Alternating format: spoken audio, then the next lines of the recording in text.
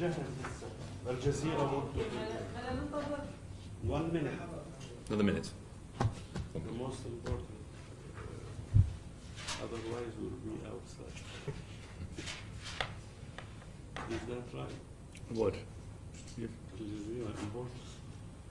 Probably. I would say.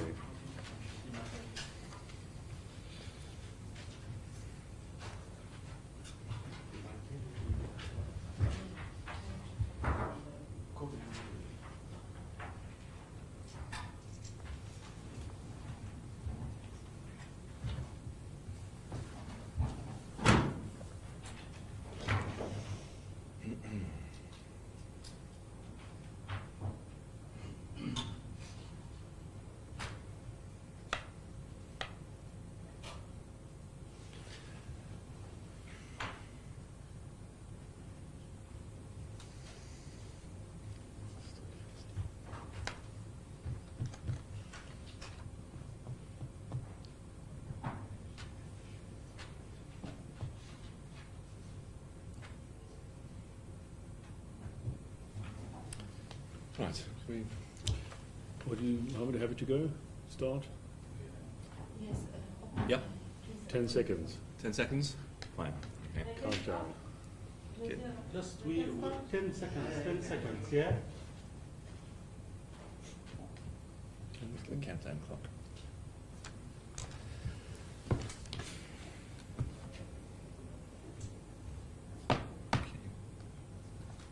Is that on? Hello everyone. Thank you very much for coming to this side event organised by the Arab Organisation for Human Rights in the United Kingdom. The title today, as I'm sure you're all aware, is Torture and Ill-Treatment in the UAE's Prisons. Sitting around this table here in Geneva, or perhaps in London where we lawyers practice, human rights and the rule of law are a given. The United Nations Convention Against Torture has now been in existence for 3 decades. The right not to be tortured and the right to a fair trial are deeply enshrined in law and in culture. The right to clear communication of alleged offences and freedom from torture are fundamentals in virtually every legal system, and certainly in those nations that regard the rights of the individual as an asset rather than a threat. But the work of the speakers that I'm about to introduce shows that such assumptions do not apply everywhere. One of the great achievements of globalisation is the ability of individuals and institutions to work with each other across borders. It's possible to conduct business to the same identical standard in London or in New York or in Singapore or indeed in Dubai. The flow of capital and people often is unimpeded by national borders. But one critical difference endures. Regrettably, in certain countries, and in particular in the United Arab Emirates, the fundamental assumptions are the allegations of criminal wrongdoing, that they will be investigated fairly, and that detainees will be treated fairly, and in accordance with the rule of law. Those fundamental assumptions do not apply. We have 3 speakers today who will be speaking. The first of those is Rodney Dixon, QC. Rod is a leading practitioner at the bar in international law, including public international law, human rights, international criminal law.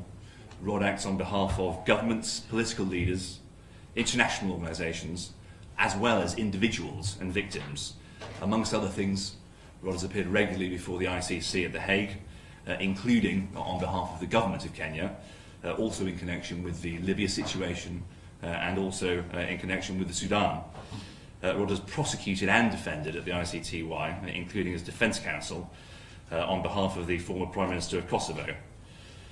At the moment, amongst other things, Rod is currently representing 3 prominent Qatari nationals who were unlawfully detained and tortured in the UAE between 2013 and 2015 by security individuals in that country. The matter has been recently reported to the Met Police in London, and investigations have commenced. Rod, if I can hand over to you, please. Thank you.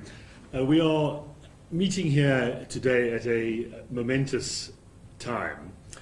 The crisis, as we all know, in the Gulf region has deepened with the unprecedented blockade on the state of Qatar and its nationals. And in the midst of that, increasing and renewed reports of torture emerging from victims in prisons in the UAE, but also in secret prisons in Yemen. I don't want to focus today on the wider political context because the cases of torture that we are going to be talking about are ones that involve the experiences of ordinary people who've been caught up in this and who have been subjected to the most appalling conditions on the evidence that they have provided in prisons by UAE officials within their own national prisons and secret prisons there in the country and abroad. As has been mentioned, I am acting on behalf of 3 prominent Qatari nationals who were detained when they went to the UAE. And they were kept there, in the case of one, up to 26 months before being released. And they were only released because there was an intervention on behalf of themselves by their government, the government of Qatar, when an agreement was reached with the UAE to release them in 2015. They were given a pardon. In the case of one, he wasn't even charged with anything. He was released, which is symptomatic of the fact that there wasn't any evidence against him. Otherwise, he would have been put on trial. The situation with them is that they recovered thereafter. They had been subjected to extreme acts of torture while in detention, including being beaten, hung upside down, electrocuted, kept in solitary confinement, sleep deprivation, psychological intimidation. And at the end of all of that, they were forced to record confessions where they admitted to a number of crimes, spying, trying to undermine the government there, and the like. But they did that because that had been forced out of them. They were given written scripts and they had to read it into a camera. And all they wanted to do was be released. And they were promised that they would be. But that never happened. In fact, what happened was that those confessions were used against them in trial proceedings and they were kept in detention. And then when they were finally released, those confessions were kept confidential. They weren't made available. It was only recently, in June of this year, that they were aired on national television in Abu Dhabi and throughout the country. The confessions were aired as part of a documentary to seek to justify why there was a blockade imposed on Qatar. What the authorities in the UAE did was said, look, this is the reason why we have to do what we're doing, because we've got people here admitting to all kinds of acts of terrorism and related matters. They didn't, of course, indicate the conditions under which those confessions had been taken and that they'd been coerced out of them as a result of torture. My clients then said, enough is enough. We are definitely taking this matter up. And they reported all of what happened to them in the form of their statements and evidence to the Metropolitan Police in the United Kingdom. Under the law in the UK, we have universal jurisdiction over torture. So our police forces can investigate anyone committing torture wherever it has been perpetrated. And the police are now seized of this matter. In fact, they've already met with the 3 victims. And the matter is underway. They will be monitoring the entry of people who we have identified as potential suspects, and action could be taken against them if they do come to the United Kingdom. We have not named those people publicly, but there are a number of suspects who we've provided information to the police about, high-ranking officials and those further down who were more directly involved, so that those who perpetrated these crimes at all levels can be properly examined by the police. And this will be an independent and impartial investigation, an investigation that hasn't taken place anywhere else in the world, certainly not in the UAE, when the complaints were made of torture to the judge in the proceedings. They were just brushed aside as though they had never happened. So this is the first opportunity for these matters to be properly investigated. And my clients are determined for the truth to come out for themselves, but they're also doing it for the many others who are still languishing in detention there, or others who've been caught up like they were, innocently, in the politics of the region. So it's an opportunity to highlight the pattern of torture, the hundreds of people who've been detained and tortured there and abroad. And they want justice for themselves and all of those who have suffered in the same way as they have. The United Kingdom has a rich tradition of upholding the rule of law in respect of violations of these most fundamental norms, torture being one of the jus cogens norms that cannot be violated ever. There's no exception. We will recall the Pinochet case, where this issue was squarely addressed by our Supreme Court. There have also been torture cases, prosecutions under the Criminal Justice Act for torture committed abroad. And also a well-known case, A and others versus the Home Secretary, where the Supreme Court held very clearly that evidence obtained through torture cannot be used in proceedings against somebody, a landmark decision. And my clients are hoping that they will have their case treated in exactly the same way, that there will be a thorough investigation, and that those who are responsible will be prosecuted on the basis of the evidence that is gathered. What is also important, stepping away from the national jurisdiction, is to look at the international community and what the United Nations can do. There are a number of procedures that the United Nations could adopt and intervene on now, not only for previous cases, but cases that are going on as we speak. The periodic review for the UAE is coming up at the beginning of next year, and this will provide an ideal opportunity to shine a spotlight on these practices. And I'm not saying this to single out the UAE. Of course, this should apply to all countries. This is not a witch hunt. But what we do need to focus on is the evidence that we have, the abundance of that evidence of torture being committed by authorities in that country. And I call on them to face up to that, to not deny it, to address it, to investigate it. Many countries have had to do this. Countries, including the United Kingdom, have had to focus on their own procedures and investigate allegations of torture. And the UAE should do exactly the same. That's what the UN Charter and the various declarations and covenants require. And the UN should ensure that the UAE lives up to those standards. There are many opportunities between now and the periodic review, and certainly by then, to do that. Because unless the UN speaks out, and unless concrete action is taken, unfortunately this will simply continue. It happens because people think they can get away with it. It happens because they can do it.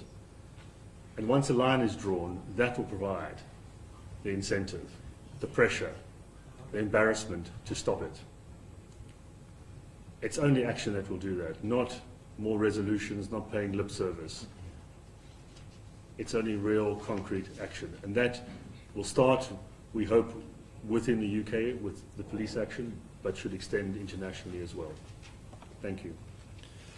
Thank you, Rod. I'm going to hand over now to Toby Cadman. Toby is a leading human rights barrister and a specialist in international criminal law. Amongst other things, Toby is the co-founder of the renowned Guernica 37 International Justice Chambers.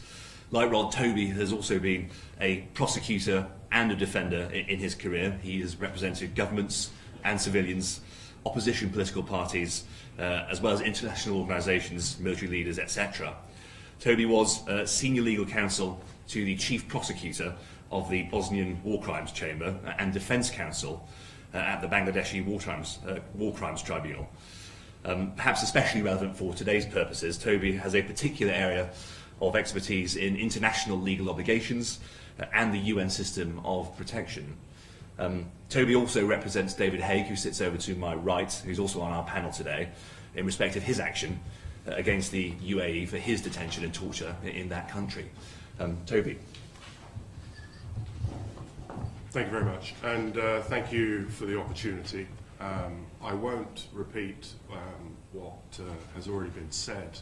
I will support what has been said, and I think it is particularly important to note that we come from a jurisdiction where we do take these fundamental protections for granted, and there are countries, as Rod has said, like the UAE, where they are simply non-existent.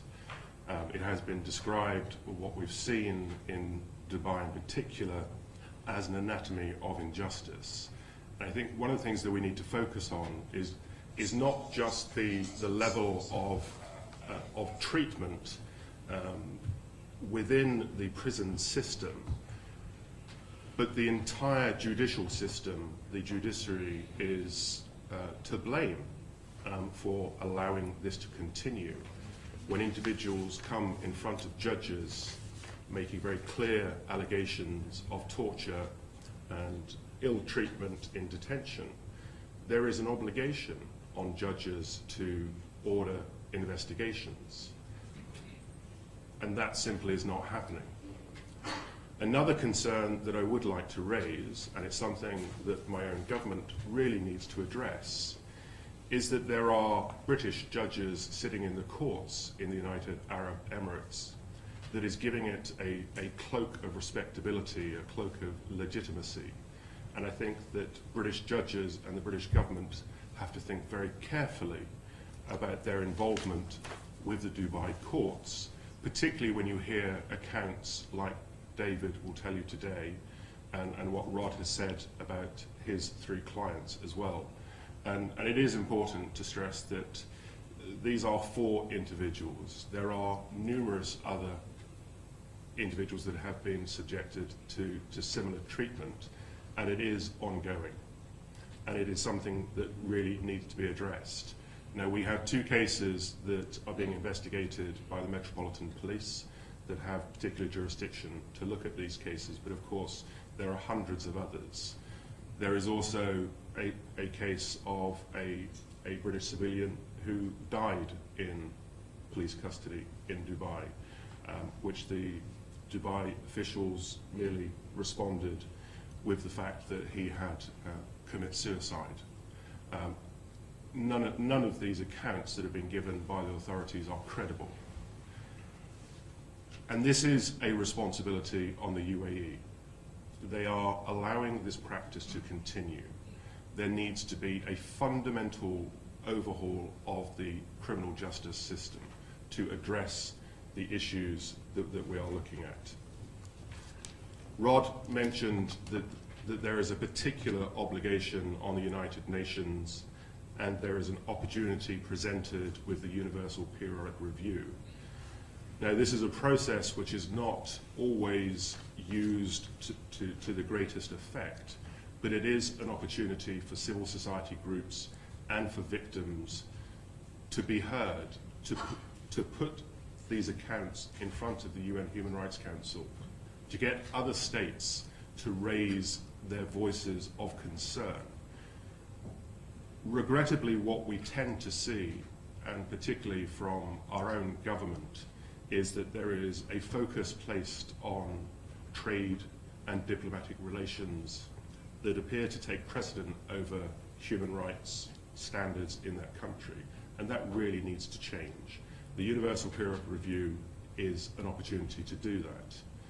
Rod also mentioned the special procedures. There are a number of working groups and special rapporteurs that have the jurisdiction to investigate these matters, to issue decisions, to issue opinions on individual cases.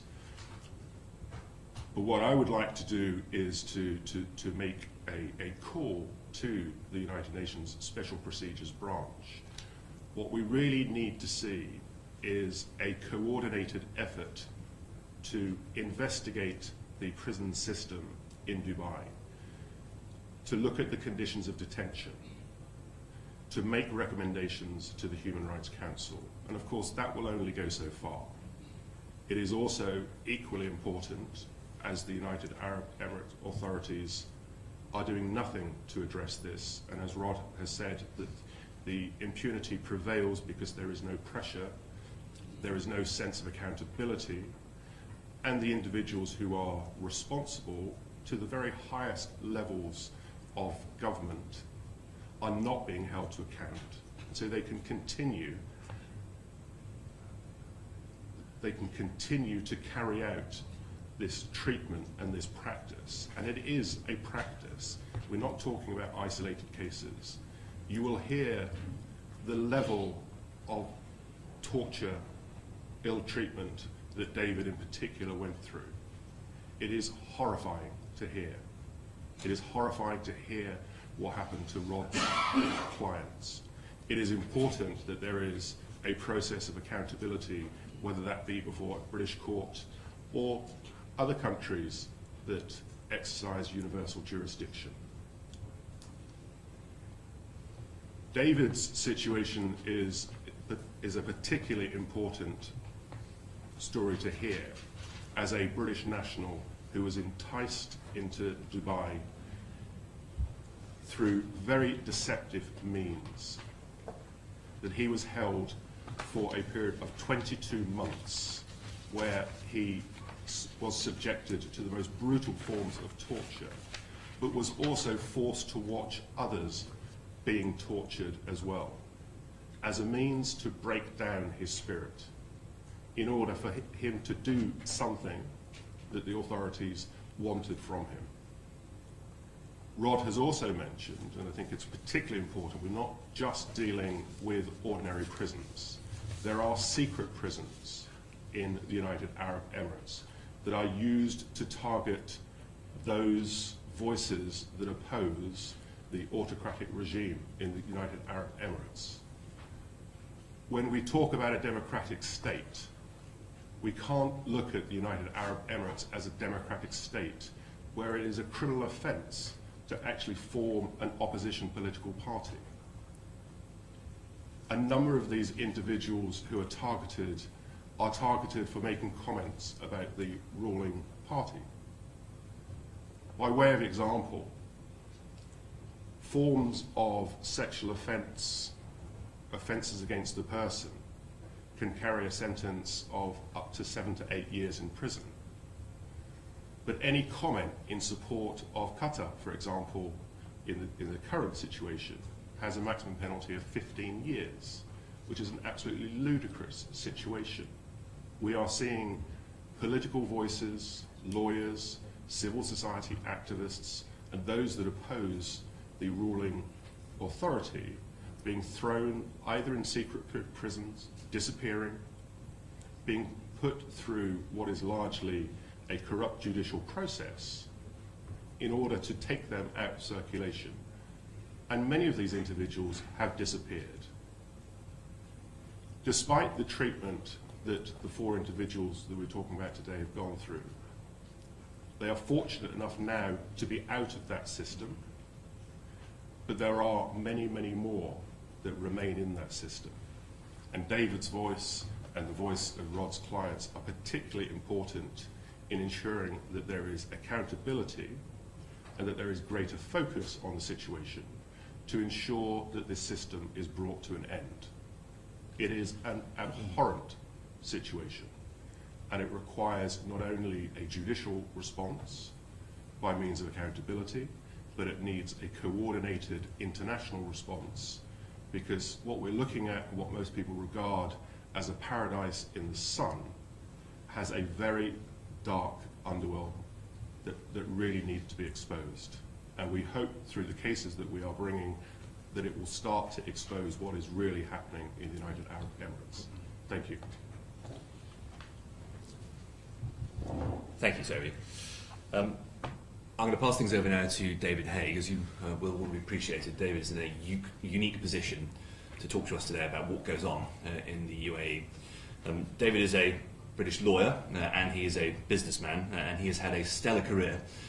He practiced law in London, in the British Virgin Islands, before moving to Dubai in the mid-noughties. When he was in the UAE, David worked in investment banking, private equity and venture capital.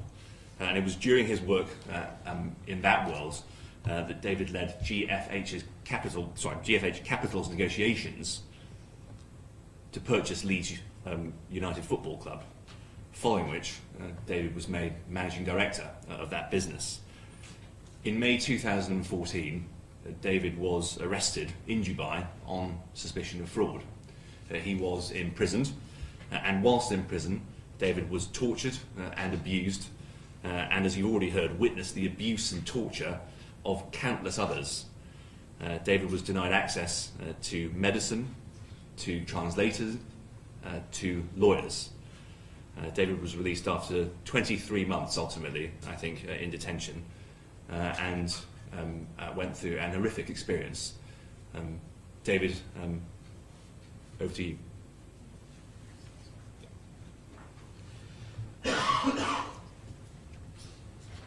Thank you.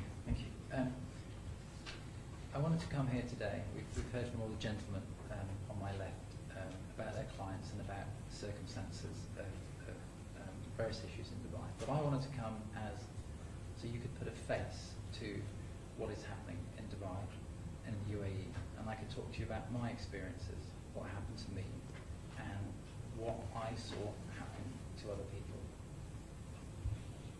Now, as has been mentioned, in May 2014, I was the managing director of Leeds United Football Club. I was having a commercial dispute with my former employers, who are a Dubai and Bahrain-based bank, who had a very influential Emirati as chairman. As part of that commercial dispute, I was asked to come to Dubai to continue discussions to reach a settlement of monies owed to me. And I happily, as I'd done many times before, because I'd lived in Dubai for 8 years, got on the plane, flew back to Dubai and landed. I went to a meeting expecting to meet various people from my former employers to have a discussion about our commercial issues. But that wasn't to be. The person that I met was a 18 or 19-year-old young Emirati who I now know was from CID, who, after a while of trying to understand what he actually wanted, because the word arrest was never mentioned, I went with him to the Dubai police station, and that was the 18th of May 2014. I would spend the next 15 months of my life at Dubai police station, undergoing and being subject to, I think, some of the worst and most horrific acts one can imagine. Now, on the 18th of May, I was accused of a commercial issue with my employers, and I was requested to sign in Arabic a document I did not understand, but which I understood to be a confession to what I had been accused of. I refused to sign that document as I did not understand it, and also I was not guilty of what I'd been accused of. That angered the police, who then, on the 18th of May, tortured me and beat me in the police station for a period, I believe, of about 2 hours. following that, I was then taken to a detention area where I was held for 15 months. I was held for 15 months without any investigation or any charges whatsoever.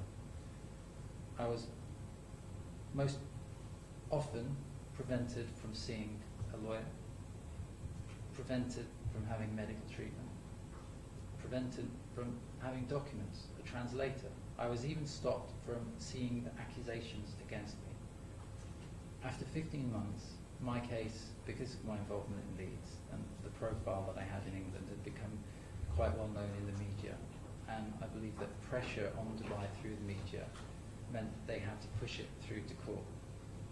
I was then found guilty of something that I had not done and moved to Dubai Central Prison from Dubai Police Station. Now, Dubai Central Prison houses thousands of inmates, many British, many European, and I was there for about a month. But after 9 days of being charged of something, I was pardoned. And I was pardoned, and my lawyer at the time was told that I should not appeal, and pardon was given to me on the basis that I did not appeal and that I went home.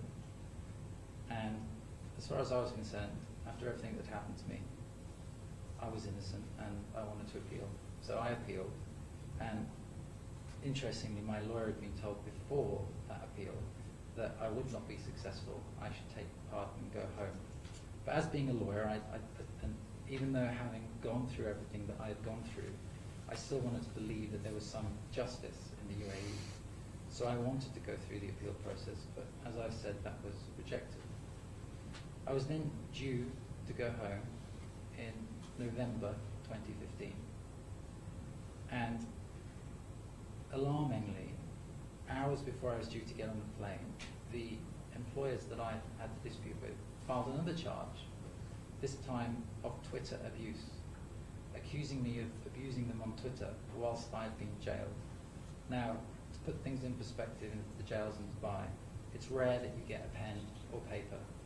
It's the phones, if they are there, they don't work. Or you may be able to get a few minutes shared with about 100 people on a phone per week. And the allegation that I would possibly be able to have access to a smartphone or a computer or anything that I could use for Twitter was just absolutely ridiculous. And it should have been thrown out immediately. It wasn't. And I spent another 5 months of my life detained in horrendous conditions, whilst the slow wheels of the UAE courts moved forward. Ultimately, in March 2016, I was acquitted, and then I returned home. Now, I skimmed over a lot of what happened in terms of torture, but I'll go on to talk about the conditions now. I was subject to what I can describe as horrific torture on 3 occasions to myself. That involved electrocution, that involved beatings, that involved sexual abuse, and so much was the damage done that I've now spent 5.5 months in hospitals in England repairing that damage. That's everything from a broken knee, fractured cheekbone, damaged muscles in my torso, and of course the psychological damage from the post-traumatic stress disorder. And that's taken me 5.5 months to recover, and I still have a lot of recovery that I need to go through. Now, for me, one of the most harrowing things to see, if someone hits you in the face, you learn to cope with that. It's something that you learn to cope with. But when you're forced to sit down and you have to see another person, another human being, defenseless, being beaten and having their head stamped on, grasping for air because they can't breathe, because someone's standing on their throat, and kicked repeatedly, and they're just to the side of you, and you have to experience that, and there's nothing you can do. That's something which even today haunts me and comes back in memories. Now, I was denied every possible aspect that one would assume of a fair trial. I was stopped from seeing lawyers. I was stopped from seeing the accusations against me. I often wasn't allowed or wasn't even taken to court. I certainly wasn't allowed to talk to the judge if I went to court. I was never allowed to present my evidence, never allowed to cross-examine the evidence of the other party. I was often denied medical treatment. After the first torture, I was bleeding extensively from my stomach, and it wasn't until 1 month that I was taken to hospital, where I underwent anaesthesia and surgery to my stomach for bleeding. I understood later the reason they didn't take me was they didn't want the hospital to see the bruises from what had happened to me. And that was 22 months of my life. Altogether, if you include the ridiculous Twitter allegation, that was 20 months I spent in arbitrary detention without investigation in the most horrific conditions.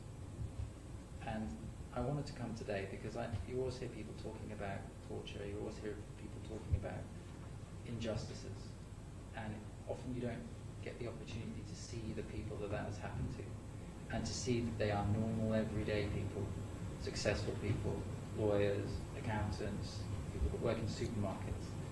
But I wanted to enable everybody to put a face to that, so that they can see that there is an element of humanity behind that. So I'm here for later if anybody wants to ask me any questions. So thank you. David, thank you very much for that. I know it must be very difficult to talk about these things.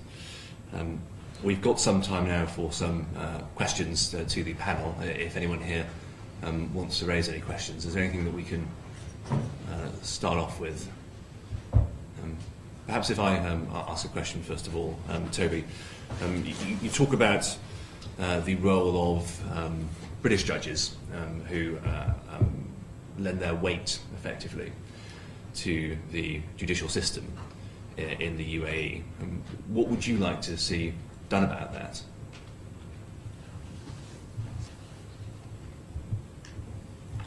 We've seen that there are a number of senior judges that have been located in various Dubai courts, particularly the DFIC, which also has a connection with David's case because of what has happened to him, not just his treatment and the charges against him, but the financial aspects of what he was being forced to do.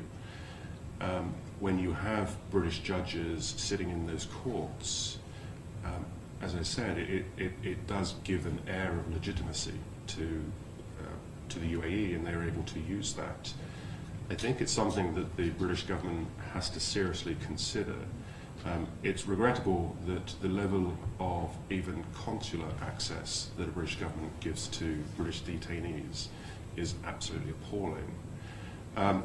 We can also look at cases, extradition cases, that have been before the British courts that are being summarily dismissed by British judges sitting in the United Kingdom because of prison conditions and the risk of torture. I find it ludicrous that given that a British judge sits within that legal system, and I think it really does damage the reputation of our own judicial system and our bar when judges sit giving it this air of legitimacy. I think it's something that needs to be taken up with the government, but it also needs to be taken up with the authorities that are actually appointing those judges. Now, I know there are some judges that are retiring from the bench in the UK and then sitting in Dubai, and the British government may take the position that they have no real control over that. But of course there are committees and commissions that regulate the conduct of judges, and as Rod and I know, as international lawyers practicing in different jurisdictions, although we are bound by the rules of the jurisdiction in which we practice, we are also bound by the rules of our own professional regulatory bodies. And so I think that is something that does need to seriously be addressed. Now, I'm not making any allegation today against any particular judge, but I think that there is a question that needs to be asked as to how this is allowed to continue. And in particular, there is the scope for applications to be filed here in Geneva with a special rapporteur on the independence of judges when there are judges, as is the case in David's case, where judges potentially have a conflict of interest because of business interests or other interests, and they're sitting on these cases. So I think, and it's not just British judges, there are judges from other jurisdictions as well, and I think it is something that seriously needs to be addressed with those individual states. Thanks, Terry. Rod, can I follow on from that and just ask you, obviously you've lodged a complaint on behalf of your clients with Metropolitan Police, and that is one way of bringing pressure to bear. But what do you say the role is of the British government and other states more generally in bringing pressure to bear? I think one area that does need to be reformed is the immunity that's given to states and state officials who perpetrate these acts. Unfortunately, there have been a series of decisions which have denied people suing in the courts of the United Kingdom, as David could potentially try and do, against foreign states because of the immunity that those states have. Unless the acts occur in the UK, those states have immunity. But there is a growing trend now to look to reverse that, to say that for these kinds of the most serious fundamental violations, use cogence violations, including torture, government should not have that kind of immunity, and you should be allowed to proceed against them in national courts, because that's going to be the best deterrent. Of course, there's a concern that that might open up a lot of litigation against different states, but that concern must be counterbalanced by the crime that you're seeking to punish. The underlying, as has been emphasized, underlying pain and suffering and humanity that has to be protected. And if states knew that they could actually be called to account in foreign jurisdictions by nationals of those countries, I think that would have a huge deterrent effect. That's the way the law generally works in society. You've got to, as I said earlier on, draw the line and make it clear that if you step over it, you're going to get punished. And then people, and they won't always, people still commit crimes, but they're much more likely to stop doing that if they know there's going to be a real consequence. And being able to proceed against them in national courts is getting closer and closer. I know in the UK, our parliament is now considering that as a new act. In the US, they've started looking at that in certain areas as well, but it shouldn't only focus on crimes in relation to certain countries. It should be much broader. So I think that's an area of reform that's essential. And it could even be going back in time to some extent. I mean, it needn't only focus on future violations. So that's a very important change. Not only criminal prosecutions, but being able to proceed and strip down the immunity so states can't hide behind their traditional sovereign immunity and get away with these kinds of acts. But then I would also emphasize, beyond the national jurisdiction, what the UN can do. There is an enormous role, both publicly and behind the scenes, for international states to be pressurizing the UAE. Toby mentioned, yes, the importance of contracts and trade that are in place, but that can be turned around to try and use that in a positive way, to connect it to conditions that you can't be doing business with countries like this. Ultimately, it's going to undermine your own business relations, and it's not going to be safe and secure. There's got to be a bottom line, and conditions have to be placed on that. And that's where the pressure can be brought to bear. I mean, we can't keep believing that these things won't change, and that it's just endemic, this is always going to happen. They can, but it just takes the commitment to do that, and the courage. And once it's done once, the momentum will be there. It can happen again. People will realize, actually, this is the way forward. This is the way we should be operating at the interstate level. And it's the way we would want all of our own citizens to be treated. No one ever wants to be in that situation. And policymakers should be thinking themselves, how would I feel if I was in that particular situation. I mean, that's what should drive people in determining what is the right law and pressure to bear on these countries. Thanks, Rod. Just picking up on, again, something that you mentioned, and if I can pass this over to David. Your situation, David, arose, amongst other things, because you weren't going to Dubai because it was paradise in the sun. You were going there to do business. And it is a place of huge business nowadays. What would your message be to people who want to do business in the UAE? I mean, I think that's, you know, I've got something of a unique insight into that, having obviously experienced what I did. Now, I lived in Dubai for a number of years before I moved to Leeds, and so I can see it from both sides. And you know, I lived in what one could describe as the marketing bubble of Dubai, where everything is shiny and new, and you've got lots of large towers, and you don't ever see the dark side. You live in a complete bubble. And then obviously I've seen the absolute horror of the dark side of Dubai, what happens underneath the ground, as it were. And as, you know, as a businessman now, knowing what I know, I would find great difficulty in advising anybody to set up a business in Dubai at the moment, because I think it's too dangerous. I think if you're looking at setting up a business, investing your money or other people's money into Dubai, and knowing that, as in my case, you know, the judicial system is so weak and so open to manipulation by those that know how to manipulate it, that it just means that it's very unsafe. Now, I met countless businessmen who had been jailed for everything from bouncing a check to not paying employees or whatever it may be. But I met so many, and so many of them that had lost their businesses, and because of that had lost their homes, their families. You know, there's one English citizen in the jail at the moment serving 27 years for bouncing some checks on a business deal. Nothing other than, you know, a business deal gone wrong. So, you know, I think if you look at countries you want to start a business in, would you want to start that business in Dubai? You know, for me it would always be no.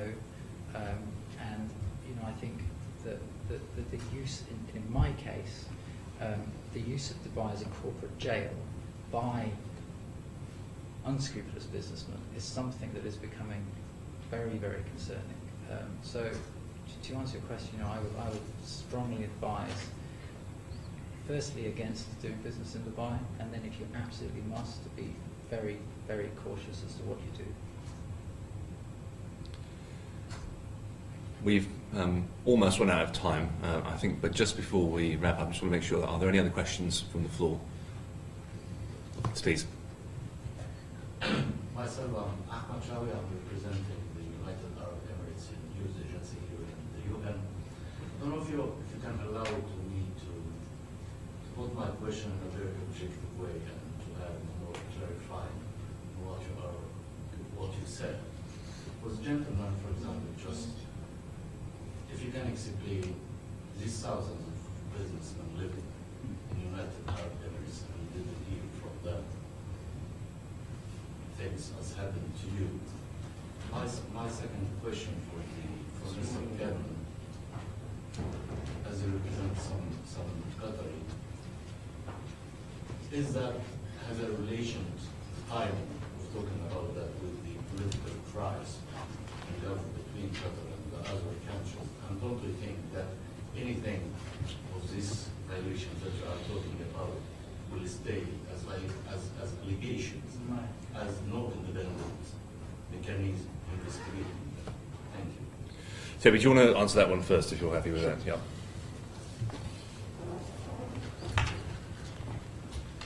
I don't think you can suggest that we're dealing with one or two cases. I mean, there are hundreds of allegations that have been made. These are, I obviously can't speak for Rod's case, I'll let him answer that about the three Qatari individuals. But these are highly credible, well-documented cases. The reason why we have to go to a British court is because these matters are not being investigated properly or at all in the UAE. To suggest that David's case has anything to do with the current crisis, I would say, is utterly ludicrous, because David's situation occurred well before the current crisis started. Again, as I mentioned, you have rulings from British judges refusing to extradite people for various different allegations upon request from the UAE because of the risk of torture, because it has reached an endemic state in Dubai and UAE prisons. So it's not just me making an allegation, David making an allegation. British judges sitting in the UK are very concerned about the situation in Dubai. So I think the suggestion that these are just allegations that won't ever be looked at, I would say absolutely no. The authorities in the United Kingdom, the Metropolitan Police, SO15, which is the unit tasked with investigating matters of this kind, are taking this very seriously. They have already opened investigations, and they will investigate these independently and impartially. And we would hope, based on the material that they've been provided with, they will seek arrest warrants for those that are responsible. I don't think you can suggest that this is lacking credibility. I think there are a number of independent organisations that have documented the very serious problems. And I think that the United Arab Emirates, if it wants to take this seriously and wants to take its commitment to the rule of law and democracy seriously, then it should complete a fundamental overhaul of its judicial system. As David has said, the judicial system, the judges are very weak, they are subject to influence, and that needs to change. There needs to be a fundamental review of the system, a fundamental overhaul of the system. There has to be credibility. In order for companies to invest and do business in Dubai, they have to have credibility in the judicial system. And frankly, what we've heard today, what we've been hearing over the last few weeks, there is no credibility in the judicial system as it currently stands. The UAE has to take this seriously. They have to engage. They have to accept that there is a very serious problem, and they have to deal with it. Thank you, Terry. David, and the question posed to you, I think it suggested that you mentioned thousands of businessmen. I think you may have said hundreds, in fact. But the question really, I think, is why haven't we heard from them, and what about their voices? I mean, I think there's three elements to the answer to that question. The first is that, as I mentioned, I lived in Dubai for any number of years, and I lived in the bubble, everything was fine. And I think there's a lot of businessmen. I'm not suggesting that every single businessman has a problem, but they don't. There's a lot of businessmen there that don't have problems, that do very well, and that very much like Dubai, as I did when I lived there. So there are a lot of people that do well there. Now, there are also a lot of people that haven't done well, that are in the prisons as we speak because they haven't done well, and clearly they can't be here to talk to you today. And there are those that, like me, that have been released and that can talk to you. And I think of those, there are a great number that do talk to the media and that are out and that are looking and taking actions against the UAE. Yeah, Rob. I just want to mention in relation to the three clients that I'm representing, I mean, it is true that they have now brought this claim for the first time with the UK police. But that was primarily driven by the fact that they suddenly had their confessions aired on national television in the UAE when that had been confidential throughout. So they were defamed, really. They were put on national television as people who had admitted to committing a number of crimes. And I think you can understand, just from a human point of view, that when that happens, people want to respond. They want to protect their reputation and set the record right. So that's why they wanted to come out and say, no, that wasn't what I meant. It was a situation where I was tortured, and for the truth to emerge. But irrespective, I think one has to look at the facts. Irrespective of when the information comes out, because torture is a crime that can be investigated at any stage. There's no limitation on it. And sometimes people don't want to talk about what's happened to them. It's just too difficult and too painful. And it might only happen later. And I think that's what we have to be governed by. What are the facts, whether those facts are established, and to ensure that there's a remedy for them. And I think it would be quite astonishing if all of the allegations from the clients that I've represented, Toby, and there are a number of others, there are many reports that have come out. I mean, if all of those were completely made up, all lies, all incredible, I mean, that would be a quite astonishing fact, and a huge conspiracy. So I think we have to look, yes, at each case, but you have to consider the overall pattern and the global view. And there's a substance to it that has to be addressed. And what I was saying is that the UAE has that responsibility and should do it, can do it. Many countries do it. And we did it in the UK in relation to Northern Ireland, where there were endless allegations of torture coming out. And the government had to sit down and investigate it and have inquiries and deal with it, to show what had happened, but also then to put mechanisms in place so that lessons can be learned for the future. And exactly the same can happen in any country, and should. And none of us are saying that if there is proper evidence against people, they shouldn't be tried. Yes, they should be charged if there's evidence, and they should go through a proper proceeding, but it should be a fair trial.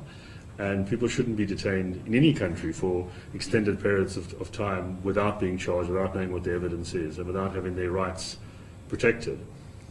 And the best way for a country to be secure is to have a proper legal system that can investigate and charge, and ensure that proper criminals are jailed, and those who are innocent are let free, and people are jailed not on account of being tortured and through confessions, but because the evidence is there. And ultimately that, I think, is what the victims of crimes want. They want to know that the right people are being convicted based on the evidence, and it hasn't been manipulated. So it can be done. It's been done in a number of countries, and I think it can be done here, and that responsibility falls on the government, but also on other governments to pressurize and assist where possible to achieve that. Rod, thank you very much for that. Our time is now up. Can I just say thank you very much, first of all, to everyone on the panel for being here and sharing their thoughts and views, and particularly to David, because it's obviously very difficult for you to talk about this. And thank you for the organisers for bringing us together. And also thank you, everyone, for attending today. That's it. Thanks.